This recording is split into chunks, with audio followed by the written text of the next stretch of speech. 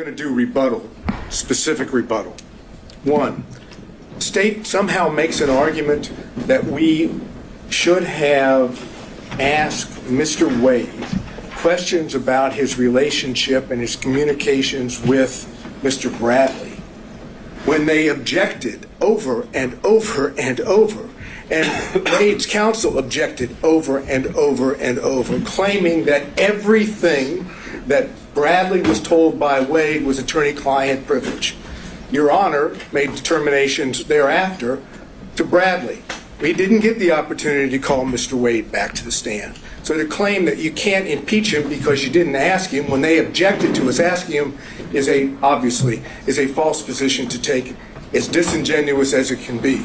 Now, if the court wants to open it up, we'll be more than happy to call Mr. Wade back to the stand. But as the record stands, there could be no confrontation of Mr. Wade when both his counsel and the state are arguing that it shouldn't be done. Second, let's use a little common sense here. Forensic misconduct received about 2 minutes worth of discussion. The rest of it is all on conflict. Forensic misconduct, dealing with the way the state wants you to have it, is if you don't accuse someone or you don't say that someone's guilty. Yeah, assuming you can impugn someone's character to the degree that constitutes forensic misconduct, why is that? I'm sorry, say that? Assuming you can impugn someone's character to the degree that it constitutes forensic misconduct. I think that I guess the state's primary position was that they weren't talking about you at the church. Right. And if you go listen to it and watch it, it starts off by saying, why does Commissioner Bridget Thorne and so many others, and then it refers to they attack him for being black. They attack him, not anyone else, just they attack the black man. They're not talking about Miss Thorne or Marjorie Taylor Greene. They're talking about us. And you know how everybody knows that? Because not a single story from the media reported anything other than Fani Willis accused the defense and defendants of being racist. Now here's the common sense part of this.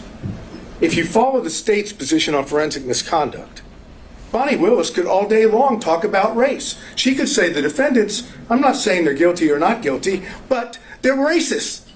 They're racist. They're racist. And according to the state's position on forensic misconduct, that wouldn't be a problem. Obviously, that makes no sense whatsoever. The issue here that we've dealt with on forensic misconduct is not simply the church speech. It's why she did it, how she did it, calculated, and all the other things that we talked about with the testimony of Wade and Willis in this case. Let's go to the relationship issues and the cell phones briefly.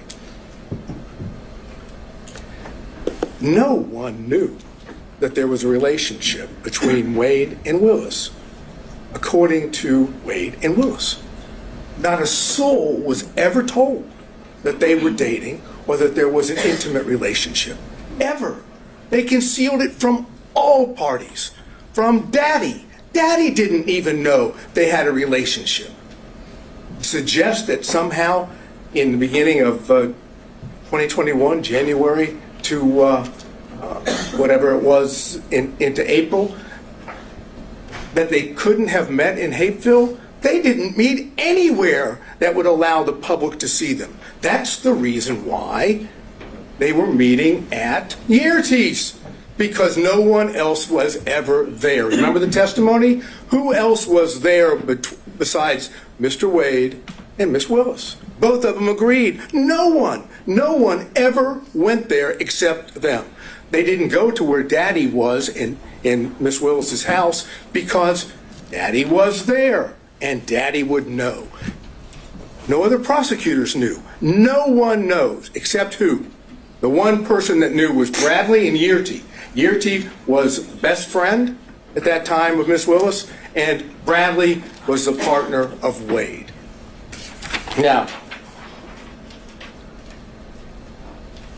the only way that the only way that Bradley can walk away from the, I have very little time, so I'll skip that. Let's go to something. Motive.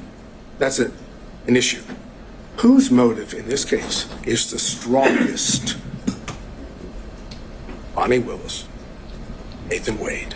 Because if they testify truthfully on every point, what happens if the relationship started before November 1st? They get disqualified. Who has the best motive of anyone to lie? They do. Who has the most at stake to lie? They do. Who wants to stay on this case for whatever the financial reason may be? They do. And All right. Thank you, Mr. Sato. There it is. All right. Thank you, everybody. I think has been very much made clear by the argument and the made today is that there are several legal issues to sort through, several factual determinations that I have to make, and those aren't ones I can make at this moment. And so I will be taking the time to make sure that I give this case full consideration it's due. I hope to have an answer for everyone within the next 2 weeks. Until that point, if there are any other issues that come up, council can reach out, and we'll have an order posted on the docket. Thank you all. We're off the record.